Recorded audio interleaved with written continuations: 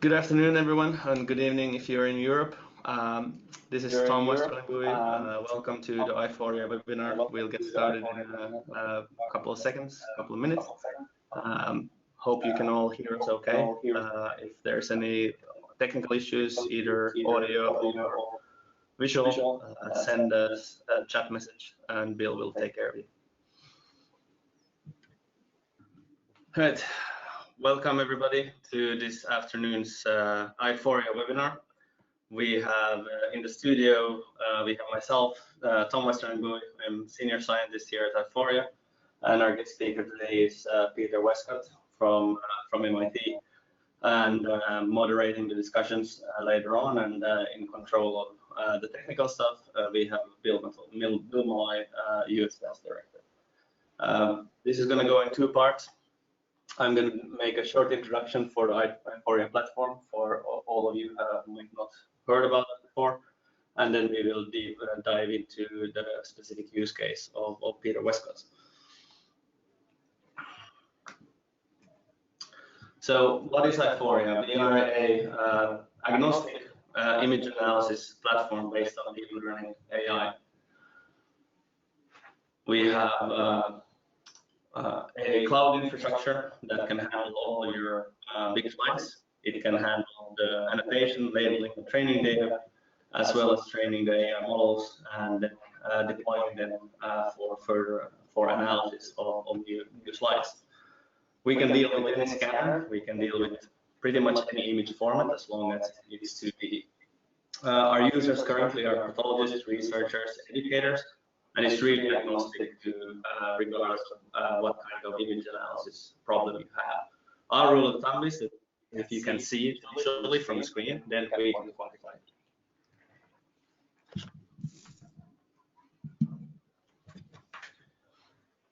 So some examples of images that we analyze. We have projects with multiplex immunofluorescence. This is the case where you have this is the case where you have more than 3 immunofluorescence markers, sometimes up to 10. The image analysis problem becomes quite big, and it's really hard even to analyze whole slide images. We can do radiology images. We can do counting in difficult circumstances. Top right, we have an image of part of a substantial nigrous. This is from rat brain. Counting difficult to quantify objects such as dopaminergic neurons. On the bottom left, we have a blood smear where we are identifying red blood cells infected with malaria parasites. That's the red annotation. And then we have actually an example of Peter's analysis, bottom right. One of the features of one of the features of our platform is that it's really agnostic. To image size.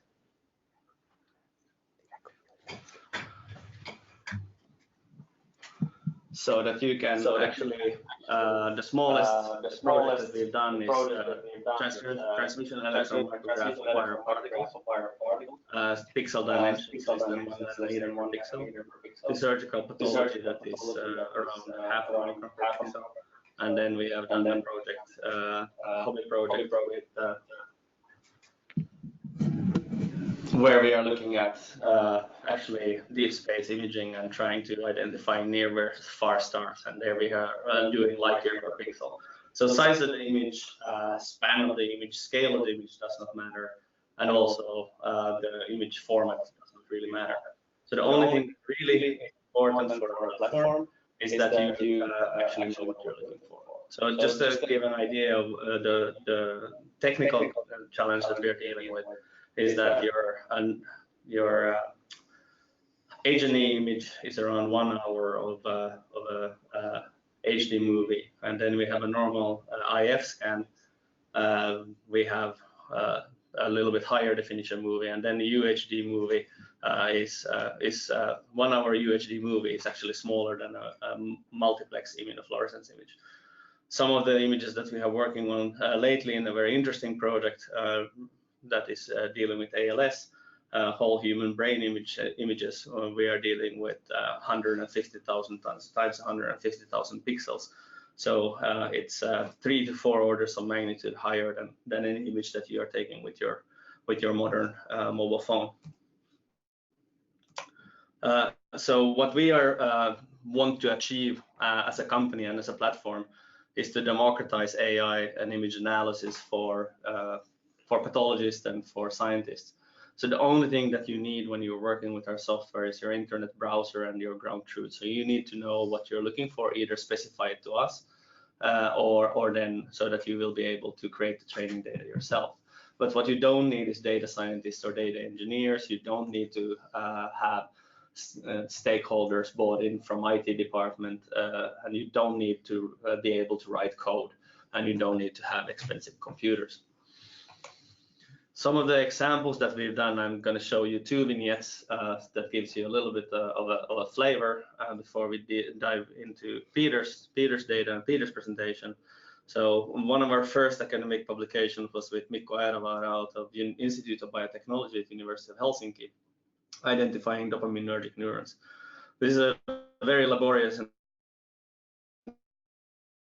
consuming manual tedious task, and being able to fully automate it in laboratories around the world. And if you go to look for Mikko Airowara's publications from European Journal of Neuroscience of autumn of last year, you can find more details on this paper, or contact us later and we can send you a link or a PDF. Essentially, we are finding quite close to perfect agreement between AI model and humans. Another project that has been that also involves the lung is Dr. Gillian Beamer from Tufts University. She is interested in pulmonary tuberculosis, and she is using a mouse model to find out about host genetic factors that affect level of infection and sensitivity. Tuberculosis is manifests as necrosis, granulomas, all kinds of immune infiltration, and other features that are quite difficult to manually quantitate. And in her models, she needs quantitative data to be able to model it to with genetic data and transcription, and with our platform, she's able to achieve it. This is an image of a TB-infected lung, where you can see both signs of granuloma and necrosis, and some other immune cell infiltrates. And this is things that we have helped her train the model to automate. On the top, you see the granuloma annotated and unannotated, and on the left is granuloma and right is necrosis. By using this, she has been able to capture quantitative data. Another feature of this disease is something known as foamy macs, so macrophages that are a little bit large and engulfed, and they have this foamy pattern. And it's very difficult to quantitate and train a normal image analysis or traditional image analysis software to identify this. But by giving examples to the deep learning models, you can actually easily train. And here is a markup where you can see just as an area segmentation where you can find foamy macs, and of course there's in granulomas, but not so much in areas of necrosis anymore. And then so this is the area, and here is the heat map of object count, so you can get both area and quantitative numerical data. The validation of this done against three veterinary pathologists. Especially for the granuloma model, we have quite good agreement. Necrosis is a smaller data set and has a little bit more of scatter, but pretty much falls in the same ballpark of validation. The result from the study is that the predicted group of sensitive versus resistant and super sensitive mouse individuals from this diversity outbreak group models quite strongly the hypothesis, although the granuloma and necrosis are not exactly going hand to hand. where it seems that there's actually a high in the resistant mouse strain. There seems to be quite a high resistance to actually having any necrosis at all, even though there's quite a bit of infection of granuloma going on. Another question that has been Gillian had was if the contribution of Fobimax correlates strongly with the tuberculosis lung burden, and as she has shown in this image, there does not seem to be a very strong correlation. Anecdotally, it looks to correlate, but when you have quantitative data, you can actually get a better.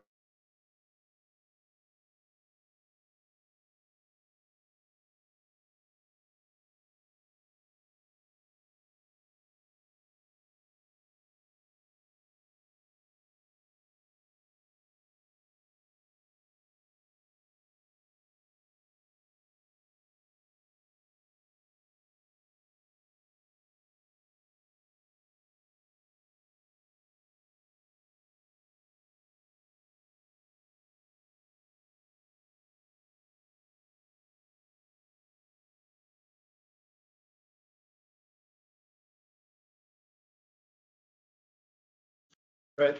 Thanks everyone for tuning in. My name is Peter Westcott.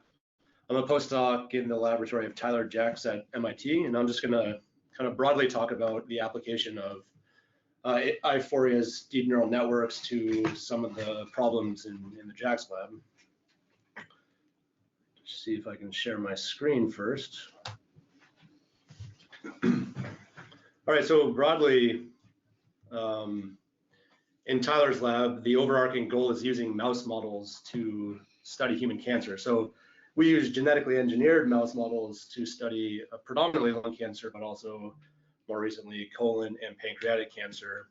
And we use these models so that we can really control for a lot of variables and dissect in fine detail the genetic mechanisms that lead to cancer development and progression through the stages of malignancy and metastasis, and also how they respond to therapies, testing new therapies, and more recently with a lot of excitement around immunotherapy showing really incredible responses, trying to model that in the mouse and testing new and exciting immunotherapies.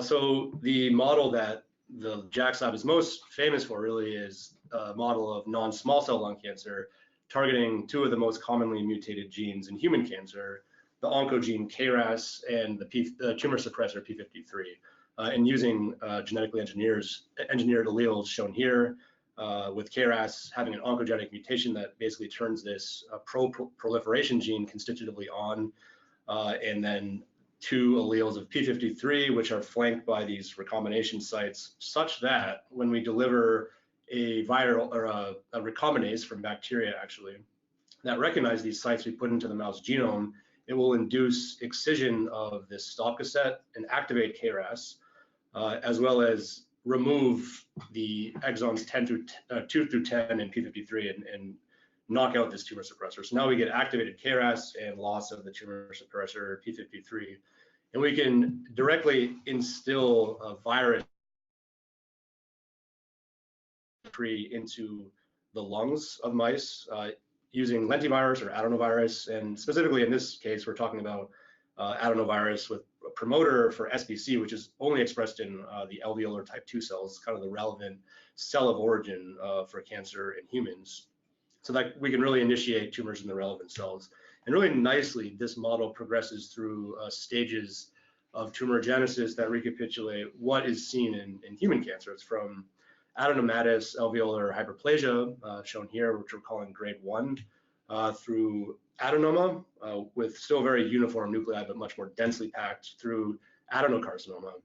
Here we're now seeing nuclear atypia, kind of different shapes and sizes, pleomorphism, through really what is kind of the metastatic, most aggressive stage of the disease, which we're calling grade 4, which is dedifferentiated. It's kind of gone through a more epithelial to mesenchymal transition, has a more stellate pattern, and is probably most relevant to the disease that is causing most of the burden in the clinic. And more recently now, with the advent of really exciting genome engineering techniques, CRISPR, able to target a lot more genes much more rapidly. And so here is just showing some of the most commonly mutated genes in lung adenocarcinoma in humans from the Cancer Genome Atlas. And obviously you see P53 at the very top and KRAS, the ones we've already modeled, but more recently, now people in the lab are also modeling additional putative tumor suppressors like KEAP1 here, and others also are looking at SMARCA4 down there a bit, RB1, EGFR, etc. And so the question is really, what functional role do these genes play in tumor genesis? Of course, we see them highly mutated in human cancers, but we don't really have a way to functionally assess their importance at different stages of tumor genesis without models like these. And so there was a recent paper from our lab that came out using CRISPR to rapidly interrogate some of these different genes, kind of as a proof of principle. So on the left panel, you can see NKX2.1 was targeted. This is a gene implicated in early lung development and often gets turned off as you transition to a more dedifferentiated and aggressive state. And so they're looking at what happens when you knock that out at initiation. P10 in the middle panel is a really common tumor suppressor, but not really studied that much in lung. APC, also a common tumor suppressor, more often seen mutated in colon cancers, but also sometimes in lung cancers. And you can see that there's different histologies actually of the disease being induced. And so these are really powerful models to study the functional impact of different putative tumor suppressors in cancer, but it also brings with it a lot of analysis burden. How do we analyze all of the new data we're generating from these models? And so, of course, with rapid modeling comes a large amount of data, and pathological analysis of disease in these mouse models can be really time consuming because it's a really multifocal disease. Actually, you can get 50 or more lesions in all 5 lobes of the mouse. And you can see here, this is hand annotated. It can take a huge amount of time to go through and hand trace all of these tumors, and then to go through each individual tumor and note the particular histology or grade. So really, it can be hours of mind-numbing labor. Another challenge, and actually I think the biggest challenge that we've seen in the lab, is you have one expert pathologist. We have a pathologist, Roderick Bronson, in the building, who's really famous veterinarian pathologist, and he trains us. It's an incredible resource to have. He trains graduate students and postdocs, and we may be pretty close to the ground truth, and that's fine. But then postdocs like myself, we can be a bit lazy. We have all these technicians and students, and we train them also how to grade, but we're getting farther and farther from the ground truth. And this looks kind of silly, but it's actually, we've seen this problem in the lab, and we've seen some drift, particularly with grade 4, where some people have been grading grade 4s that are actually not grade 4 at all. And it's really quite a problem. So standardizing this could be hugely important for the lab. Another problem is that the model has a lot of intratumoral heterogeneity. And so just looking at this particular tumor, here's a region which is more grade 4-like. This region down here is grade 3, and here is grade 2, all within the same tumor. Just another example, here is grade 4 with a bit of necrosis now, just commonly seen in these larger, more advanced tumors. Down here, grade 3. And in addition, oftentimes in this model, we get inflammation in the lungs. So this is a best case scenario, and this is early stage, about 5 weeks post tumor initiation. It's very simple to see that there's this one little tumor there, but here is a later tumor, and often we see this concomitant inflammation with macrophages, as actually a lot of Fomimax, as Tom mentioned, we see these as well. And it becomes actually really challenging now to differentiate what's truly tumor and what's macrophage. Here's an example of mild macrophages filling alveolar space. They're kind of all distinct and round, whereas here is very severe. And actually, even having seen a lot of this, I might have trouble drawing borders. So again, having a really standardized way of analyzing this in an unbiased fashion is really critical. So again, summarizing this, it's extremely time consuming and unrealistic for professional pathologists to hand score hundreds of slides, which each could have 50 to 100 lesions on it. It's impossible. So then you have to train multiple graders, but there's substantial variability. And just compounding the problem is that the tumors are heterogeneous. And as it is now, actually, we're just calling them by the dominant grade, which is not as detailed as we might like. And then grading in regions of heavy infiltration just caused the problem to be more challenging and more subjective. So connecting now to the Aiforia project, there's a need for streamlined and unbiased solutions to this histopathological analysis. And so, we started with Aiforia a couple of years ago, developing this project and starting with whole slide images, and then training regions from showing normal lungs and the tumors through the different grades, and then training the convoluted neural network. And the really cool thing about it too that I've enjoyed is the feedback. So seeing kind of what those results look like overlaid with your own annotations and going from there to tweak and make it better. I think that's really a really powerful technique. And so what we trained with is with annotation material, it's grade 1 through 4 tumors from these KRAS and P53 mutant lung cancer models. And what the algorithm does is it identifies normal lung and non-lung areas, so muscle, like from the heart, and macrophages, bone, necrosis, etc. And so excluding that from the analysis. And then it, most importantly, identifies tumors and grades them. And so here is an example of a mouse lung with heavy tumor burden, and now the Aiforia analysis overlaid and showing grade 1 regions is more hyperplasia in green, grade 2 in blue, grade 3 in red, and grade 4 in orange. And just zooming in on more detail, kind of the complexity of this problem and how well this algorithm is performing. Again, showing this heterogeneity, this region is grade 4. We have some grade 3 here, some more uniform nuclei, grade 2 adenoma areas. And this all makes sense from a heterogeneous tumor that's going through many stages of tumor evolution, obviously not uniformly. And then a normal airway, some alveolar spaces, blood vessels here, macrophages, really densely packed macrophage area, and now the Aiforia algorithm thrown over that, showing a really nice breakdown of these grades and not being thrown off by all these other complex structures. Just another example, grade 4, grade 3, heterogeneity, even a region of maybe grade 1 here looking more hyperplastic but not dense like an adenoma. All these other features, macrophages, a lot going on, and really nicely annotating, and you can see that area of necrosis there too, being avoided. Also, here's that lung again that had dense infiltration by macrophages, and really nicely picking up the tumors and not being thrown off by the macrophages. Zoom in on this, kind of loosely packed macrophages, and then that area which is extremely dense and hard to grade, picking up the tumors from within there. And so now just validating the numbers. So a lot of this stuff I hand annotated and graded myself with the help of the expert pathologist in the building, Roderick Bronson. And so we have sets from 5 weeks or early on, as well as sets from 16 weeks, which have a lot more grade 3 and grade 4 tumor burden, and showing really nice concordance between the manual grading and Aiforia, and then just showing the correlation between those. Between the manual and Aiforia is really, really nice across total tumor burden. Now breaking it down by grade, also really nice concordance. And obviously seeing a lot more tumor burden, more grade 3 and 4 at 16 weeks as expected. And then breaking down the correlation by grade. Also very nice, grade 1 maybe lagging behind. This is actually older data. I didn't quite have the time to update it. We've since improved these considerably. So then obviously an important question is, can this algorithm detect real biological differences? So we turned to some of our recently published work where we know loss of certain tumor suppressors results in a significant tumor burden phenotype.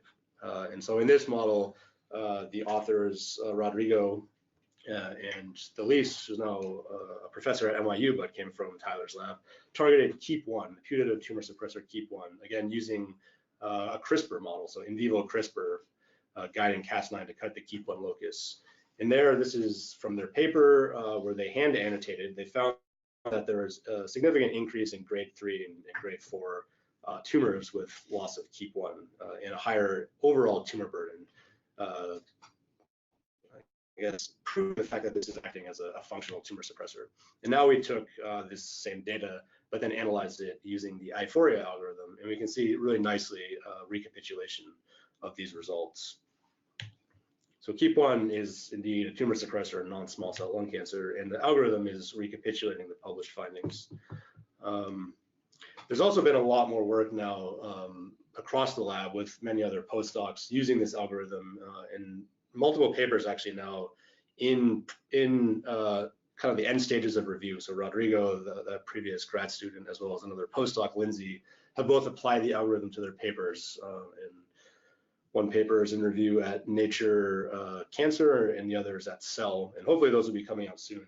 So definitely this algorithm is being used quite widely now by the lab. In addition, I wanted to develop a immunohistochemical stain and an algorithm to quantify it for assessing T-cell infiltration of the model, since a lot of my projects are focused on the immune aspects of these models, either putting in strong model antigens into the mouse tumor models to induce a T-cell response that we can study, or inducing mutational instability. So the tumors progress and acquire mutations, have many mutations like seen in these types of human cancers, and then those mutations can potentially give rise to antigens which the immune system can recognize.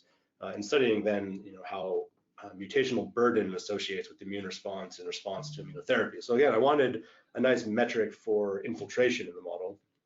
And so we developed a stain for these formalin-fixed paraffin-embedded sections, looking at some of the most clinically relevant T cells. So CD8 positive T cells are cytotoxic. Those are kind of the main effectors of the adaptive immune system. CD4 positive, FOXP3 positive T cells, which are regulatory T cells and are more of an inhibitory type of T cell, blocking the cytotoxic T cell response. And then CD4 positive, FOXP3 negative T cells, which are predominantly T helper cells, and like CD8s are a very important arm of the adaptive immune response. And importantly, in the clinic now, ratios of CD8s to T regulatory cells are important metrics, both for overall survival and for potential response to immunotherapy. So we wanted to develop this for the mouse. And so we developed a nice stain here with CD4s in green, the CD8 cytotoxic T cells in black, and then FOXP3 in red. It's a nuclear stain as it's a nuclear transcription factor. And so the ones that are green and red are the regulatory T cells. The ones that are green are just CD4s, and the ones that are black are the cytotoxic CD8s. Just showing some additional examples of this. We've also adapted this to our colon cancer models and also pancreatic cancer model. It seems to be working quite nicely. So then with Aiforia, we trained a quantitation algorithm for this immune infiltrate. And so to start, we trained a broad tissue identifier, so just it knows where to start looking for these different T cells. And then within that layer, you can train it to then identify the different cell types. And then finally, once it knows where to look for the additional or the cell types, it can then start counting. And I guess this is a way to keep it honing in on the relevant sites, so it's not wasting resources and doesn't require a much larger training set to be able to identify broadly across everything, but really you kind of hone it in onto the relevant sites to look at. And actually, I might not be explaining this super well because this was trained by my technician, Nate Sachs, which is kind of a testament to the user friendliness of this platform. He's not, as Tom mentioned, he's not a computer scientist. He's not an expert in deep learning, etc. The platform is really quite user friendly. So with a bit of guidance from Tom, he rapidly trained this algorithm, and we've been very impressed with this performance. So here, just kind of zooming out and showing a quantitation of these different cell types in a lung. Another example, so the top one showing the masks, and then the bottom panel then showing now the counter. The counter is really what we're interested in. How many CD4s, how many CD8s, etc. And now, kind of moving forward, what I'm really excited about is integrating the results from multiple algorithms. So in our case, we have our KP lung tumor grading algorithm, and now we have this, I'm calling it the triple immunohistochemistry T-cell infiltration algorithm. So integrating, overlaying the grading algorithm on top of the infiltration algorithm, so we can quantify both intratumoral infiltration, so which T cells and how much are actually inside of the tumors, extratumoral infiltration, so kind of getting at these clinically relevant classes of infiltration, like immune cold or immune excluded. So, oftentimes you'll have tumors that have a lot of infiltrate or tissue infiltrate outside, so it's excluded on the borders. So having a way to quantify that as well. And then associating this too with the grade of the tumor. Are there different levels of infiltration based on the stage of tumorigenesis that you're at? And so we're now working with Aiforia to get tissue registration to be able to enable this. So on the left we have triple IHC.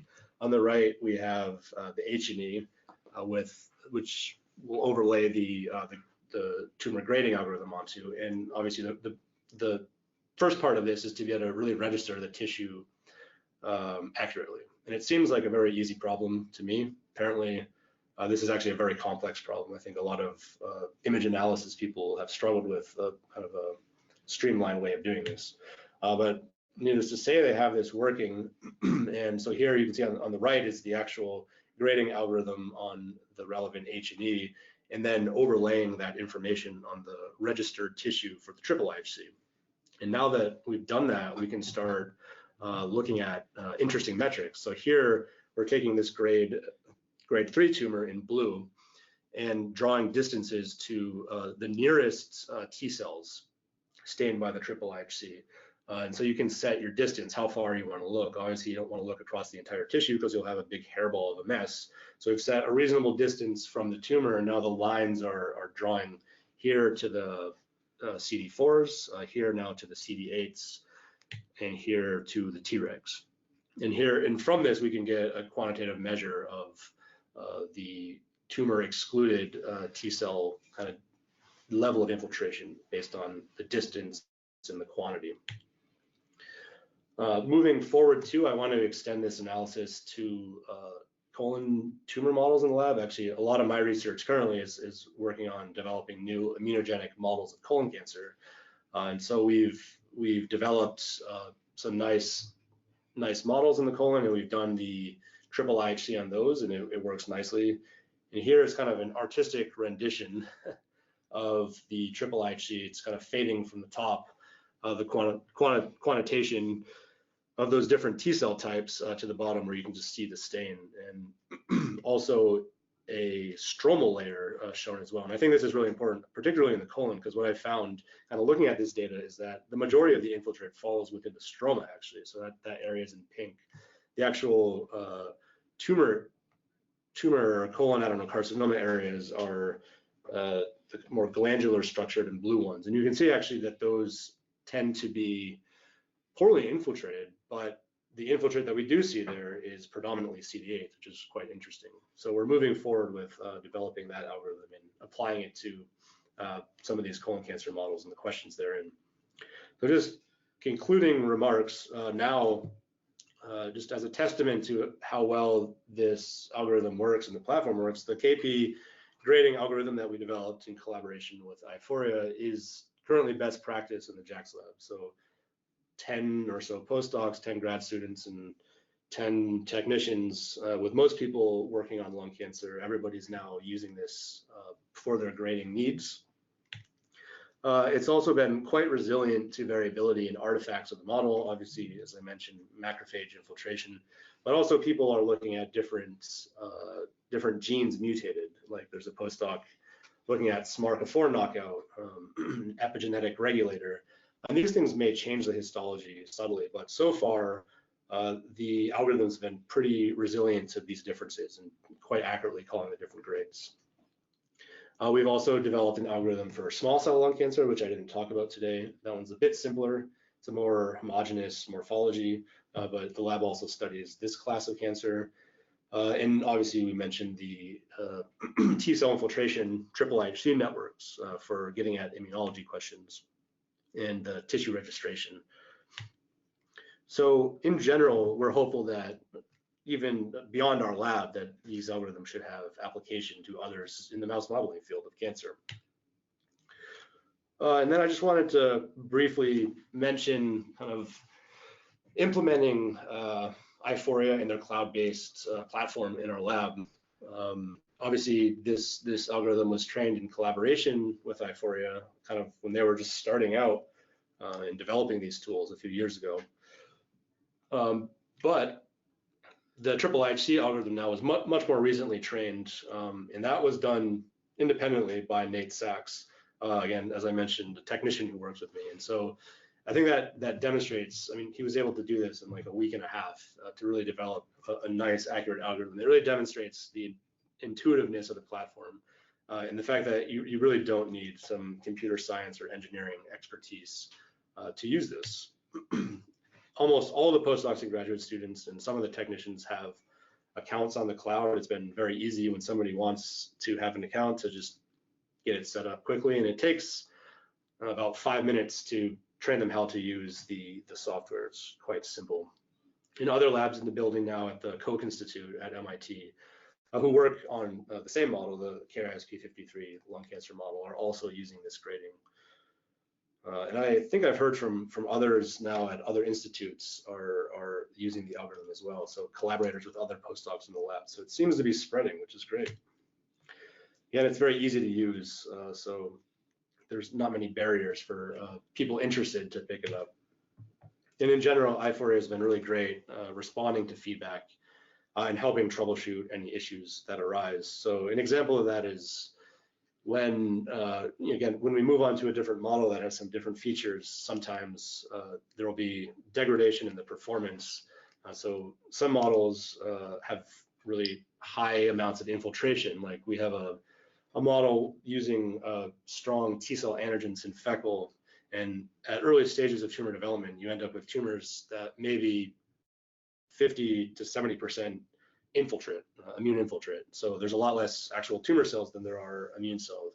And that has been throwing the algorithm off, obviously, because we hadn't trained on that. And it's not particularly difficult to then include a few of these new regions to update the algorithm or create a version of the algorithm which is applied to that particular question. And Aiforia has been incredible working with us to help us develop and adapt the algorithm where need be. So in general, we've been very happy with Aiforia and the algorithms we've developed, and excited for the future. So with that, I'd just like to acknowledge the JAX Lab, Tyler, of course, my mentor. Also, Tuomas Tamila, he was a previous postdoc in the JAX Lab, who I think was friends with Thomas and started all of this. I got a little bit confused because there's so many Tuomases and Thomases at Aiforia, but in general, it's been really great working with all of them. Also, I have to acknowledge our veterinary pathologist, Roderick Bronson, who's looked at many of these slides and helped us really figure out the ground truth here for training. That was kind of the most important thing, really having the ground truth be solid. Nate, my technician, who's worked closely with me, and everybody else involved. So with that, thank you for listening, and I'll take any questions. So with that, thank you everyone for attending today. We'll hold for a couple minutes, and if anyone wants to go ahead and use the Q&A section of the webinar panel to go ahead and ask some questions for either Peter or Tom, we can go ahead and get those answered here for today. Just give it here a second for some of the questions to come in.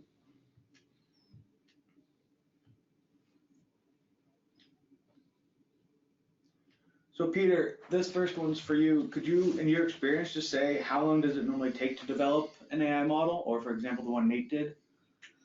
Okay, yeah. So I think it really depends on the complexity of the question, what you're trying to identify and quantify. So I think for the KP grading algorithm, that's a pretty complex problem. I mean, we're breaking down 4 grades.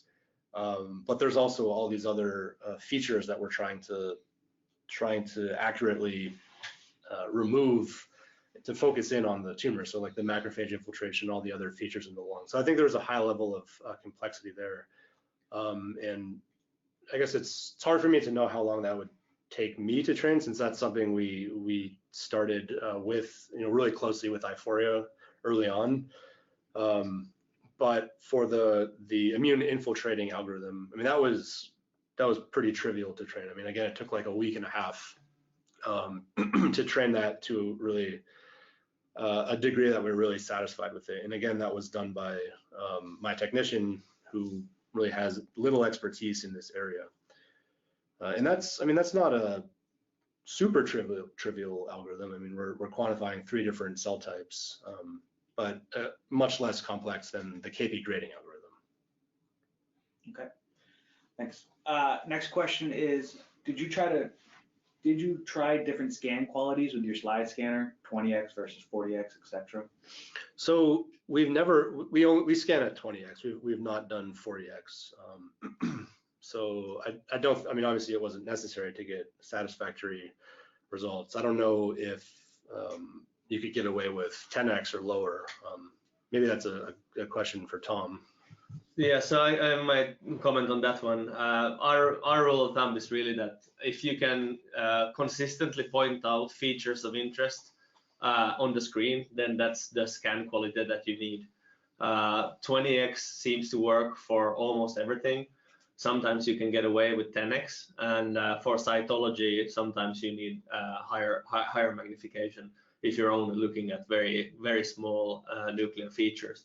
But general for quality and also for time used, 20x scans seem to be the sweet spot for algorithm development.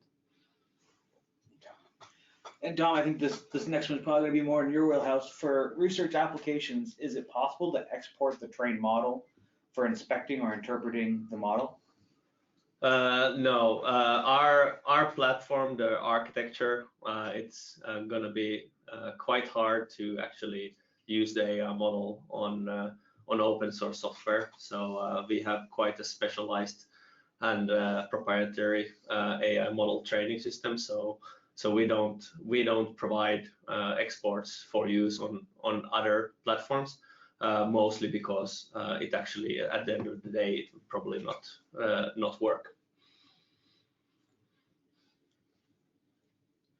So this goes to the next question, is maybe how you validate a model, and if you can't export, since we can't export the actual AI model, can you talk about some of the data you'd use to export out, and then how you might validate that? Yeah, so in general, so we have a couple of different ways of doing the validation. One is that you export the actual data and then just do a correlate to whatever the gold standard is at your facility. What we now have in the most recent production update, we actually provide a platform where you can annotate the human ground truth, or for the human scorers, you can use our platform to do that, and you can get a pixel-to-pixel validation, which really is what you have to do. So the pixel-to-pixel validation gives you the most robust comparison of AI model to human ground truth. And then it really depends on what is the intended use. If it's a research model, then a lighter evidence burden might be appropriate. But then for when we are moving into clinical use, there obviously are stricter, a little bit higher standards, just to ensure that the algorithm is valid for its intended use. But so it varies varies quite a lot between use case, but we always work together with our customers to give them the validation that they need, either for internal use or for some kind of regulatory approval, or for just a GLP approval if it's in the drug R&D space. Thanks. And then Peter, moving back to you, can you talk about how much time you saved if you were trying to reproduce the KEAP1 paper? Like how much time that would have saved you by automating the analysis? I think so. I'm trying to think how many mice were in that paper. So that wasn't my publication, but if I was doing a similar one, I think probably maybe 80 mice or so over the different groups, and then each mouse having 50 or so tumors. I could easily see that being about 100 hours of work versus instantaneous results with the algorithm. And then, so a huge time savings. But then on top of that, also it's the consistency, the lack of subjectivity. I think that's so important, especially for a big lab like Tyler's, where you have kind of different cells of postdocs and their technicians or students working together. And if you're having drift in the ground truth, and you're publishing papers which may not be actually grading the same way, which is pretty problematic. So to have that kind of standardized is hugely important. But I mean, I would actually say that the time savings now is enabling people to ask questions that they wouldn't have done otherwise, because it's such a daunting amount of work to generate, 100 slides with all these tumors that you're going to have to hand annotate. That some people are just like, I'm not going to do that. It's an insane amount of work. And now people, it's trivial. So I think it's actually enabling people to go after questions that they might not have prioritized because they didn't think they had the time to. Great. Moving over to you, Tom. How many slides are needed to train an algorithm in general? Again, that's a moving target, depending on again what the level of complexity, what's the variation of the slide material. So for non-small cell lung cancer, we have been using less than 100 slides for training, and the annotation amount per slide is around a low couple of percent. And the reason for the amount of slides there is to capture the variability. Usually it's the rarest class that you want to quantitate drives how many slides you want, because if you have something that's a needle in a haystack, you might need 20 slides just to get enough representative training data. And then in this particular case, since every once in a while there are some other tissues on the slide that the algorithm had never seen before, and it can make false positives from those, to be able to kind of incorporate all of that, let's say, foreign material into the training set. But I would say that the minimum amount that you start with is probably 20 slides, whole slide images, and then some of the larger projects that we've done is in the 100 slides or more. But we don't have situations really where you would need the tens of thousands of slides that you need for certain types of AI modeling. It really comes down to the platform being able to capture precise labels instead of having to work with very imprecise labels and variable ground truth. Okay. This one looks like it's going to be more in your wheelhouse, Tom. With regards to training, how does the AI use information from the images to define areas? For example, does it rely heavily on intensity of areas if you wanted to use it for fluorescent imaging?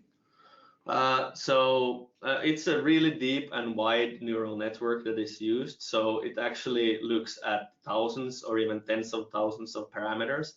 So while it does look for intensity over different color channels, let's say if you have a multiplex immunofluorescence and you are trying to train an algorithm that can segment tumor from stroma, then it probably will heavily rely on both intensity and pattern of cytokeratin stain.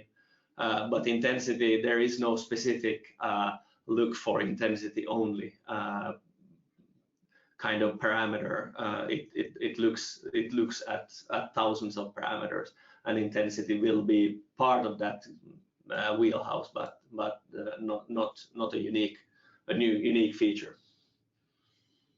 And so as opposed to traditional image analysis methods that is using image intensity thresholds, etc., that's very sensitive to background levels and different exposure levels. But since deep neural networks are looking more for patterns, it's actually very robust to various background fluorescence issues. So we generally don't see that problem at all. And I think this one will go back to Peter. What's the typical amount of glass slides you're scanning in a month? Do you have a sense in just your lab at the Tyler Jacks lab, what you guys are scanning? For the whole Jacks lab, I have to think. I mean, I don't have it'd be a better question for our histology core. But if I have to estimate, probably 300 to 400, a couple hundred, yeah, probably tops maybe 400 a month, including all slides. So I mean, that's H&E and then all the various stains people are doing as well. Well, we can pause here for one more minute, as it seems like the questions are starting to slow down, and we can give everyone a couple minutes back of your day. But thank you everyone for attending.